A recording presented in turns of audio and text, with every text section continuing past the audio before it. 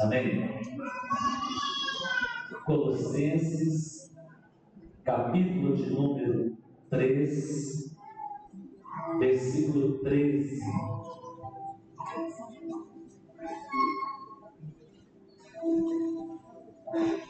Colossenses, capítulo de número 3, versículo 13.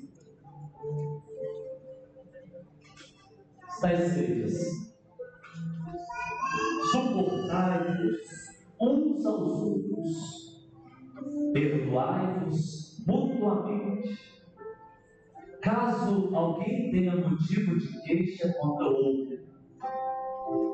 Assim como o Senhor vos perdoou, assim também perdoai-vos. Acima de tudo isso, porém, esteja o amor, que é o vínculo da velhice. Seja a paz de Cristo o árbitro em vosso coração, a qual também fostes chamados em um só corpo, e sede agradecidos. Amém. Pai Celeste, essa é a sua palavra. Pedimos espírito de sabedoria, de revelação nessa hora. Senhor, ilumina os olhos do nosso entendimento. Fala ao nosso coração, meu Pai. Ativa em nós a fé genuína e santa da sua palavra. E nos faça praticantes da sua palavra, como discípulos e discípulas do Senhor. Que nada, Senhor, nada nos impeça de ouvir a sua voz e sermos edificados pelo Senhor. Que tudo que se levanta contra a pregação da palavra seja nesta hora cancelado, destituído, destruído, em nome do Senhor Jesus. E que a palavra do Senhor, ela possa vir sobre nós e produzir o resultado para o qual ela foi enviada. Nós te adoramos e oramos no nome de Jesus. Amém e amém. Nós temos falado este domingo sobre família. Famílias no altar de Deus. Sua casa, minha casa, ela deve estar estabelecida na presença de Deus. A família, ela é um sinal da graça de Deus. Deus nos amou tanto que nos deu o privilégio de convivermos em família. Quando Deus cria o homem, Ele cria Adão, e Adão está no paraíso, mas Adão se sente só. Adão, ele tem o desejo, assim como ele via toda a criação, tendo o seu par, o seu igual, o seu semelhante, ele também queria ter alguém para estar com ele. O Senhor então faz a mulher e dá a Adão o privilégio de que ele pudesse constituir a primeira família. E o Senhor diariamente vinha e se relacionava, tinha comunhão, intimidade com Adão e sua esposa Eva. Adão então constrói a primeira família, mostrando para nós que o coração de Deus é um coração que ama a família. Então a família que você tem, ela é uma bênção, ela é sinal da graça de Deus. Deus te deu o privilégio de ter uma família. Família pode ser duas coisas, pode ser três, não, pode ser duas. Pode ser céu na terra, mas também pode ser inferno na terra. Depende de quem mora dentro daquela família. Se você decidir, a sua família pode ser o melhor lugar para estar. Mas se você também decidir, a sua família pode ser o pior lugar para se estar. Tudo na vida é uma questão de escolha. É você que decide. Ele não vai falar que é o diabo, é você. deu autoridade. E você pode usar essa autoridade e edificar um lar segundo a palavra de Deus. Ou você pode ser um crente que se omite da sua responsabilidade, ignora a responsabilidade que Deus te deu, joga para longe a autoridade que Ele te confiou, e a sua família pode ser, um inferno. Quanta gente, existe até uma expressão assim: se você quer conhecer fulano, não vai na casa dele, ele nem está lá. Ele está em qualquer lugar, menos em casa. Quantas pessoas correm do ambiente da sua família, porque na sua família sempre existe confusão, gritaria, desrespeito, falta de honra, insubmissão. Mas não é assim que o Senhor deseja que a gente edifique um lar. O lar, como sinal da graça de Deus, precisa ser um lugar de bênção, precisa ser um lugar de paz, precisa ser um lugar de graça. Mas quantas pessoas, e até crentes, irmãos e irmãs, têm ignorado e têm permitido e até sido instrumento nas mãos do diabo para destruir seu lar. Hoje, nessa noite, eu quero compartilhar com os irmãos, baseado nesse texto que nós lemos, 3 princípios que são essenciais para um lar cheio da graça de Deus, para uma família onde de fato é céu na terra pela graça. Paulo, escrevendo aqui aos Colossenses, ele nos fala de perdão, ele nos fala de amor e ele nos fala de paz. Diga comigo: perdão, amor e paz. Vamos ver? Perdão, amor e paz. 3 elementos indispensáveis. Famílias fortes, famílias cheias da graça de Deus, famílias abençoadas, não quer dizer que elas não enfrentam problemas. Nós já falamos sobre isso aqui nos domingos anteriores. Sim, elas enfrentam. A vida é real, a vida é de verdade. A gente não está no ensaio. A vida é uma só, é para valer, é aqui agora. Ou dá certo agora, ou não tem segunda chance. A vida é hoje. E hoje a gente precisa decidir, escolher edificar uma família segundo a palavra de Deus.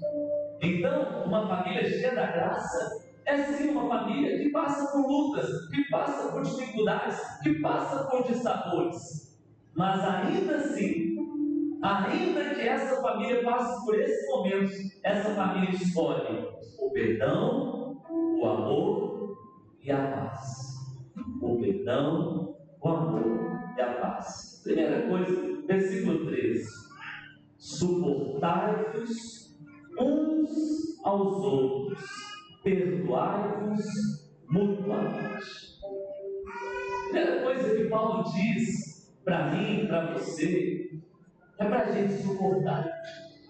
Mas não é suportar igual a gente fala: eu suporto fulano, eu não aguento, eu já estou por aqui.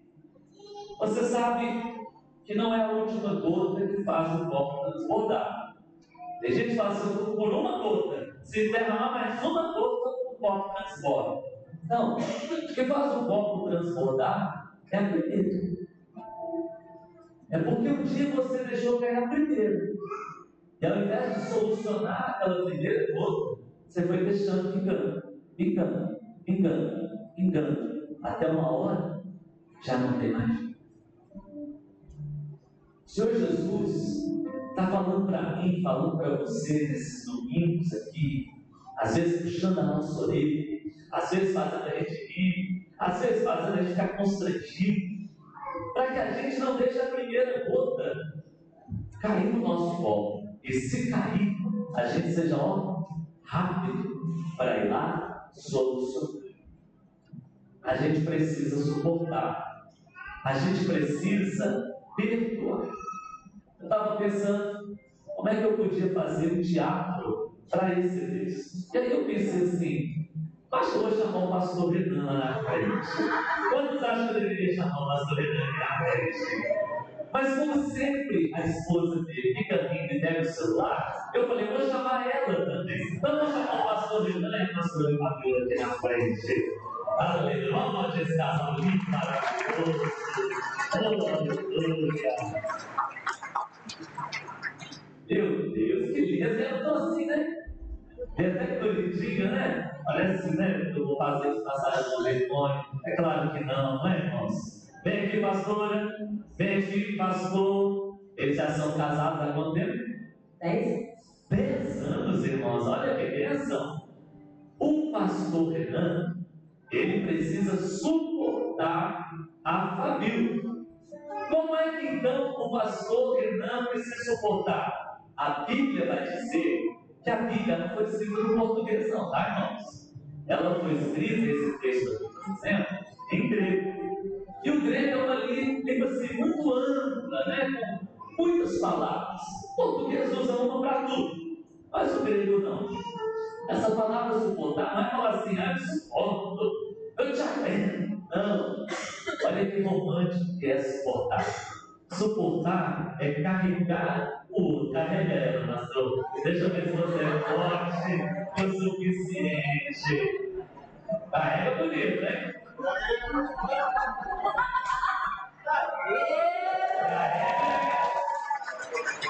Amém, tá? Já vai segurar um pouquinho? Só mais um pouquinho. É carregar, irmão, com paciência. É carregar com amor. Então carrega dando beijinho. Deus abençoe. Deus abençoe. Ela tá forte, não é? Nossa. A pastora falou que ele não faz atividade, mas ele faz sim, você viu? Imagina só se fosse ele chamasse eu e a Joyce. Eu vou dar conta, não sou tão forte igual ele. A Joyce é magrinha, mas eu não sou tão forte assim, né? Mas graças a Deus pelo pastor Hulk, não é? Aleluia! Glória a Deus! Então suportar, irmão, é suportar em amor. Toda vez que você agora estiver na sua casa, passar por uma situação um pouco difícil, você vai se lembrar do pastor Renan e da pastora Fábio. Você vai se lembrar que você precisa suportar. Ou seja, você tem que pegar a parte mais frágil, quando respeita a pastora, né? Que ela é mais frágil. Mas vamos pensar que ela fosse a parte mais frágil. Então você que é o mais forte, tem que suportar aquela pessoa. Você precisa carregar aquela pessoa. Tem horas que a gente está lá discutindo, eu e minha esposa. A gente não é anjo, a gente é ser humano. Então, tem horas que eu vou ter que suportar a Joyce e eu vou ter que, calar a boca. Mas tem hora que ela vai ser mais forte. E aí ela vai ter que o quê? Calar a boca. Uma guerra não é concluída, cessada, se os dois estiverem cheios de si. Se os dois continuarem cheios de opiniões próprias. É preciso suportar. É preciso se calar. É preciso perdoar. Eu estava tirando carteira de motorista. Eu lembro que eu estava fazendo uma aula, já assim, nos dias de fazer o exame, você já está se achando aquela maravilha toda, não é? E aí eu fui passar num cruzamento, e aquele cruzamento, ele não tinha semáforo. Mas eu estava na via principal e eu estava na minha mão. Então o que é que eu fiz? Cheio de coragem, cheio de confiança, no cruzamento eu passei até mais rápido. E aí o meu instrutor falou assim: por que você fez isso? E eu virei para ele e falei assim: porque eu estou na via e estou na minha mão. E ele falou assim: a resposta está ótima. Mas se o carro tivesse batido em você, aí eu virei e falei assim: ele é que estaria errado. Aí ele falou assim: mas o que adianta? Você está certo, mas com o carro batido. Eu falei: isso vai dar uma pregação. Eu já era pastor, eu falei assim: rapaz, essa eu vou usar um dia daqui a uns 10 anos lá em Teresópolis. Irmão, o que adianta? Se eu ir na minha mão, eu estiver certo, a lei está me protegendo, mas eu bater, o que é que custa? Eu diminuir um pouquinho, olhar para um lado, para o outro e ir. Tem muita gente no casamento cheio de razão, mas cheio de ferida também. O que é que adianta a gente ter razão, mas está machucado? A gente precisa aprender a suportar e a amar. A gente precisa aprender a perdoar. Conta que um casal experiente participou de uma entrevista e perguntaram para aquele casal assim: qual o segredo do sucesso de fazer bodas de ouro? E a mulher rapidamente respondeu: a gente aprendeu a perdoar rápido e amar mais do que reclamar. A gente precisa, como crente, aprender a perdoar rápido. É muito crente que não rumina a palavra, mas rumina a ofensa. Ao invés de ficar meditando na palavra, fica meditando na ofensa. Irmão, eu e você precisamos aprender a meditar na palavra, no amor de Deus, na graça de Deus, na misericórdia de Deus. Mas problema acontece, a gente soluciona e acabou. Os casais estão há de uma semana sem conversar. Quantos filhos não conversam com os pais? Quantos pais estão de briguinha com o filho, parecendo duas crianças? A gente precisa aprender a perdoar rápido, a não guardar rancor. Rancor desgasta o lar. A gente precisa aprender a suportar as limitações do outro. A gente precisa aprender a amar. E amar é muito mais do que uma afeição. Amar é muito mais do que um sentimento. Amar é uma decisão. Decidir amar. Isso não quer dizer que o amor ignora a verdade dos fatos, mas quer dizer que o amor, ele cobre as falhas, porque o amor é cheio de graça. O amor é cheio de misericórdia. Porque se a gente for ferro a ferro, dente a dente, irmãos, não tem família que suporte, não tem casamento que dure, não tem sociedade que aguente. A gente precisa, a começar da nossa casa, da nossa família, como igreja, a aprender a suportar e a perdoar. O versículo 14 diz assim: acima de tudo isso, esteja o quê?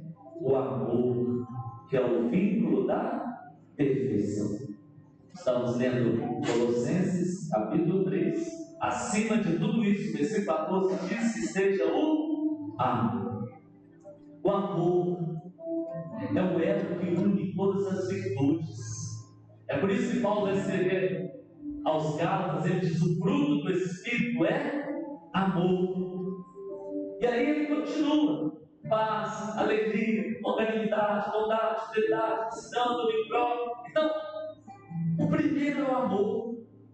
Paulo vai escrever aos Coríntios e vai dizer que se não tiver amor, pode falar a língua dos homens, pode falar a língua dos anjos, pode fazer sinais, pode fazer proezas, pode até queimar um corpo em praça pública, pode ter uma fé tamanha que transporta montanha. Se não tiver amor, não vale de nada.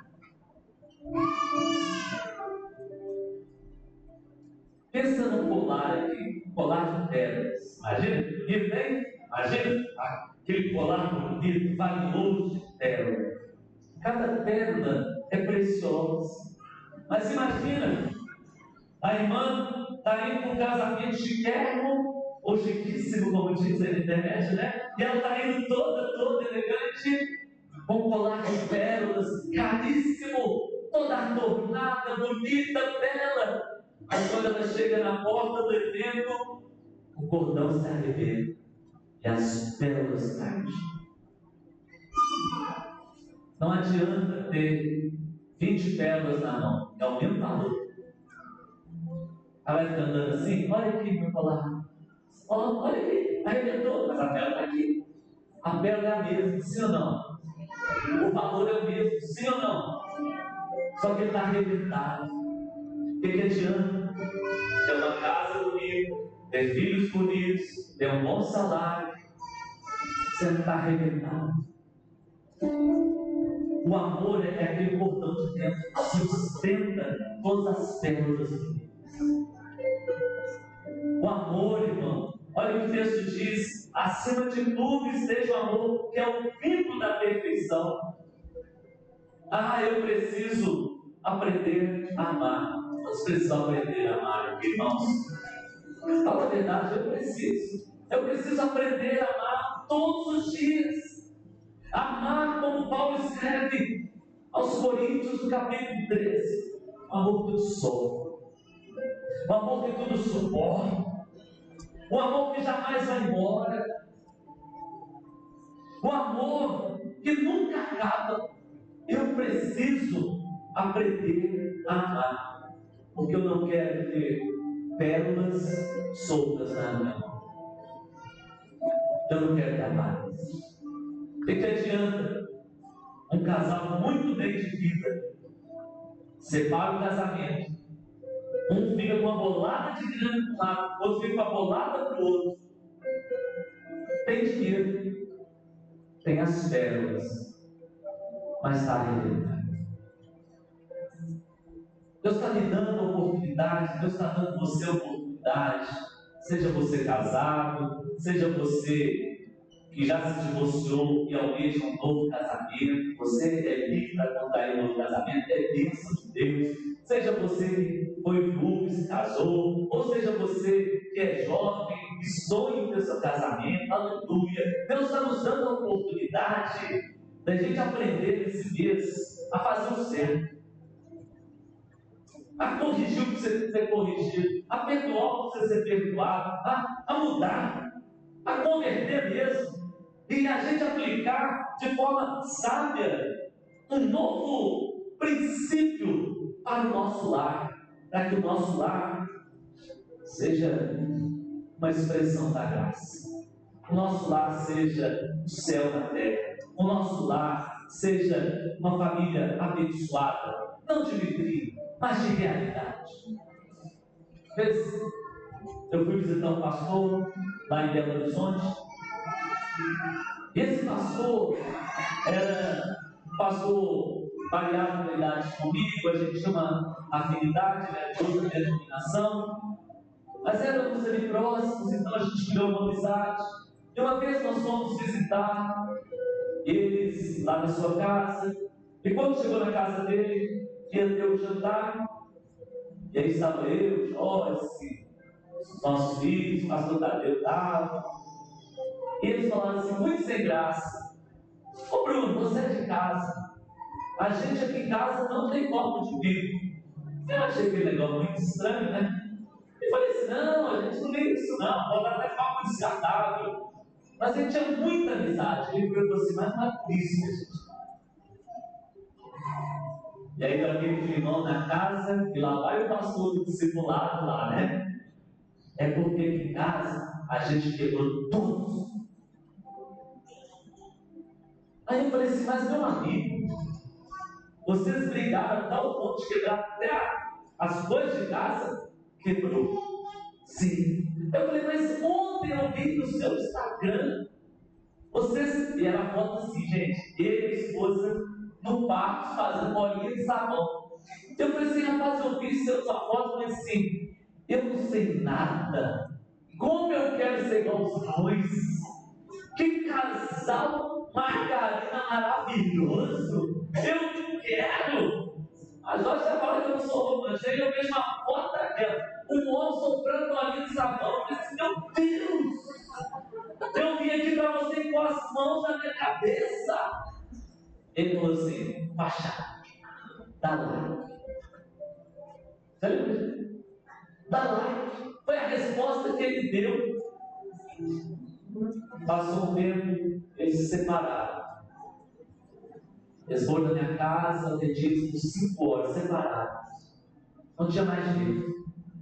A aparência não é sustentável. O like não sustenta. Separou. Foi no cartório, acabou.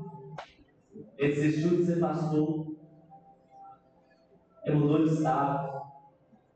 Mas sabe que Deus é um Deus de tanta graça, de tanta misericórdia, que aquele casal divorciado, o pastor que entregou o ministério, um dia ele liga, já assim, uns 2 anos depois, ele fala assim, eu tenho uma notícia para te contar.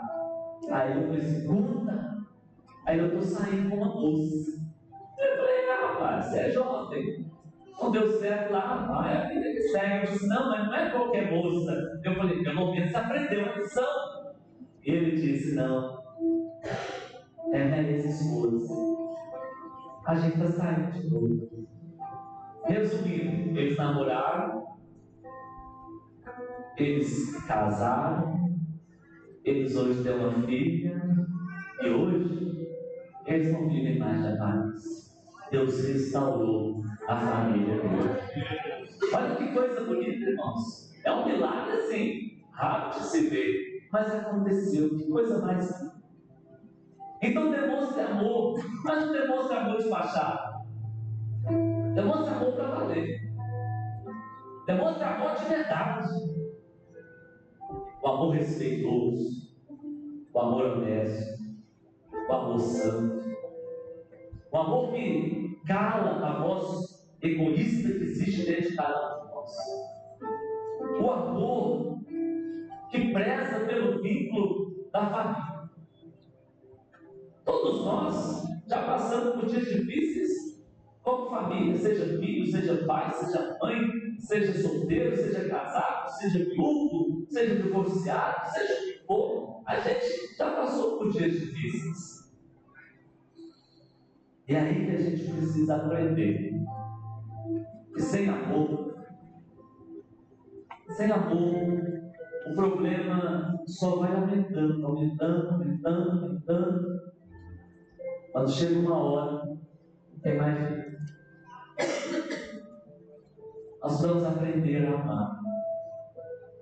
Porque famílias cheias de amor não desmoronam no dia da crise. Famílias cheias do amor aprendem a solucionar problemas e continuar juntos. E a terceira coisa que eu quero falar é sobre a paz. Versículo 15 diz: seja a paz de Cristo o árbitro em vosso coração. Seja a paz de Cristo o árbitro em vosso coração. A paz de Jesus tem que governar nossa família. A paz de Jesus tem que governar as nossas emoções. As nossas emoções. Tem hora que a nossa emoção, a gente tem que crucificar ela na cruz de Jesus, irmão. Porque as nossas emoções estão enganosas. As nossas emoções dão rasteira na gente. E pode ser um crente mais cheio do Espírito Santo, se ele permitir as emoções falarem mais alto. A queda é grande. Por isso que a paz de Jesus tem que arbitrar sobre a nossa vida. Um lugar onde a paz de Cristo reina. A paz é capaz de fazer a guerra cessar, os argumentos calarem. A paz é capaz de fazer com que o coração duro se quebrante. A paz de Cristo é capaz de fazer a gente esperar para na hora que as coisas estiverem mais calmas, a gente fale com sabedoria. Mas se não tiver paz, não tem equilíbrio emocional, não tem temperança, é um tal som. Pensa só no jogo de futebol. Imagina só, um jogo de futebol só de um crente. Irmão, você ficar ali 2 horas jogando, já começa a estranhar. Não é verdade? Quem joga bola porque sabe o que eu estou falando. Eu não jogo bola porque eu não sei. Mas quem joga sabe o que eu estou falando. Pode ser até crente, irmão. Imagina, vai lá no Maracanã e vai ter o jogo de 2 grandes seleções, Brasil e Argentina. E aí vive assim, não, todo mundo aqui é craque, todo mundo aqui joga só na Europa. Então hoje, como todo mundo aqui é classe, não precisa de árbitro. O que vai dar, irmãos? Gente, você acha que vai dar um árbitro com bandeirinha de um lado, do outro, com vara agora, telão, o povo ainda briga assim ou não, gente? Imagina se não tivesse o árbitro ali. É a mesma coisa numa família. Se não tiver a paz de Cristo lá dentro da sua casa, como árbitro, vai ser Brasil e Argentina, Fla-Flu, vai ser aquela guerra, irmãos. Vasco e Fluminense, mas me ajuda aí que eu não conheço nada de futebol mesmo, né, irmão? Só conheço o galão da massa, que daqui a pouco vai jogar, inclusive. Eu só sei disso. Então, assim, se não tiver paz, não vai. Hoje, e hoje que eu estou falando é agora, 8h30 da noite. Vamos pedir ao Senhor essas 3 coisas tão importantes. Senhor, ensina a perdoar. Ensina esse perdão genuíno. Talvez você está aqui e está meio angustiado com a pessoa que está sentado no sofá. Você não pode ir embora, ranzinho. Você não pode abraçar todo mundo, sorrir para todo mundo, e quando está no carro ali fora, virar aquela guerra fria. Não dá. Você precisa hoje decidir amar. Amar. Amar como Jesus ama. Amar. Amar. Tinha um cântico antigo, muito antigo, não é da minha época, mas eu aprendi. Falava assim: a maior oração é amar. Se não sabes amar, não precisa aprender a orar. Porque a maior oração é amar. A gente precisa amar. E a gente precisa da paz de Jesus. A paz que excede a compreensão humana. A paz de Jesus, o Senhor da nossa vida, o Salvador da nossa história. A paz de Jesus na nossa vida. Nós vamos ter um tempo de oração. Eu quero te convidar a se colocar de pé. Meu irmão, minha irmã.